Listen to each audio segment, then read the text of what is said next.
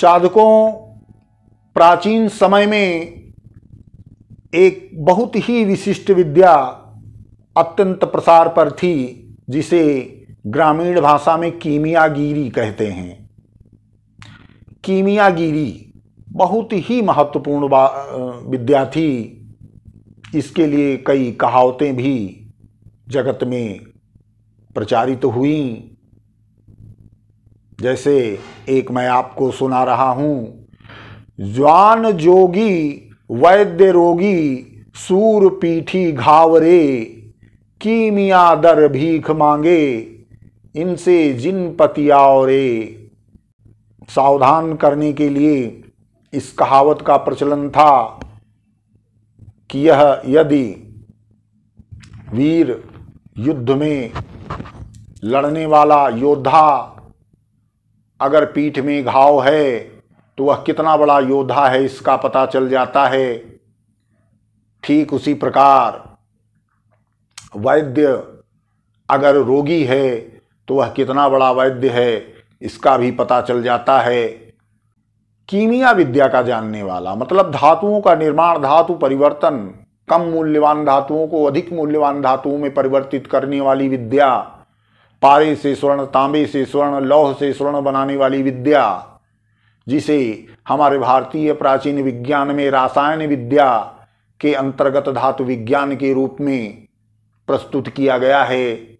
ये विद्याएं कितनी विलक्षण थीं, इसके बारे में जानना और हमारी आगे आने वाली पीढ़ियों को जानना अत्यंत आवश्यक है। मित्रों, यहां पर हम आप लोगों को ऋषियों, मुनियों, अघोरियों से प्राप्त एक पारे से स्वर्ण बनाने का सरल प्रयोग बताते हैं, जो सिंपल है, सरल है और इसमें किसी प्रकार का झाम नहीं है, जिससे स्वर्ण का निर्माण किया जाता था। अघोरी लोग इन विद्याओं के प्रयोग से साधक लोग स्वर्ण का निर्माण करके दीन दुखियों की सहायता किया करते थे। मित्रों, याद रखें, ये विद्याएं कोई भी साधक या कोई भी जानने वाला स्वयं के कल्याण के लिए प्रयोग नहीं किया करता था। उस जमाने में भी लोग परस्वार्थ और परमार्थ के लिए ही इन विद्याओं का गोपनीय ढंग से प्रयोग करते थे।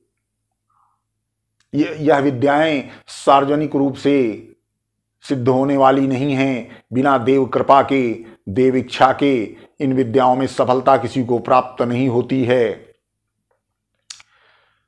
तो अघोरियों की जो विद्या थी, कितनी सरल, कितनी सिंपल, कितनी सटीक और कितनी वैज्ञानिक तथ्यों से मैच करती हुई है, आप देखें। मैं आपको बता रहा हूं, पारे कोले दीव में ग्वार पाठ रस घाल, खरल करे घोटे पछे धीमी आचस चाल, जद गाढ़ हुई जाय तद गजपुट सूंदे डाल, पछ नींबू रस में पचे वीर स्वर्ण हो माल।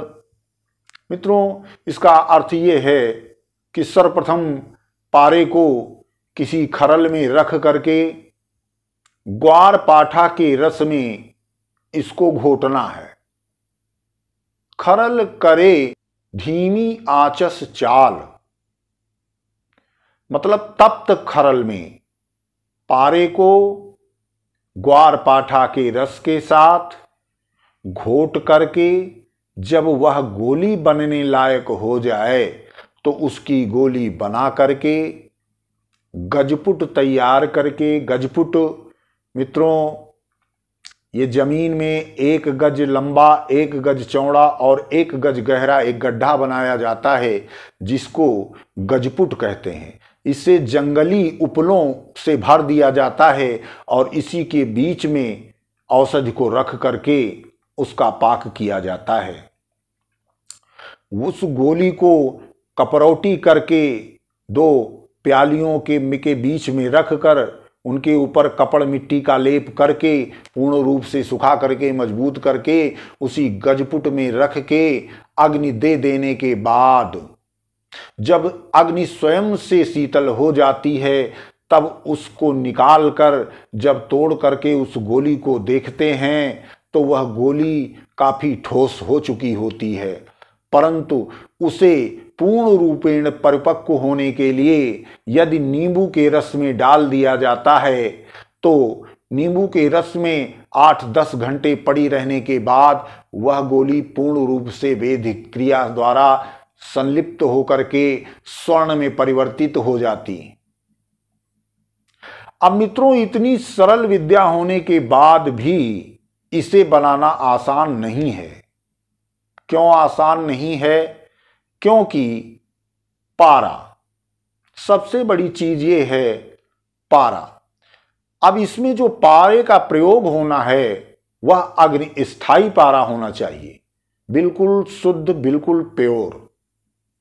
ग्वार पाठा का प्रयोग करना है। ग्वार पाठा एलोवेरा की ही प्रजाति है, एलोवेरा की तरह ही होती है, परंतु यह जंगली प्रजाति होने के कारण यह अत्यंत कड़वी होती है। इसके पत्तों के बीच में जेली जैसा गूदा न हो करके उसमें पीला रस निकलता है और उसके पत्ते इस घृत कुमारी के पत्ते से थोड़ा पतले होते हैं, थोड़ा छोटे होते हैं, जिसके रस से मुसब्बर यानी एलुआ का निर्माण किया जाता था। वह ग्वार पाठा यानी कड़वी घृत कुमारी के रस में वही पीला पीला जो रस निकलता है, जिसको सुखा करके मुसब्बर बनाया जाता था, उसी मुसब्बर की बात है। उसी रस में डाल करके इसको घोटना है। बस मुख्य चीज यही है। इसको जिसने हल कर लिया समझो उसने स्वर्ण निर्माण कर लिया, इसमें कोई शक नहीं।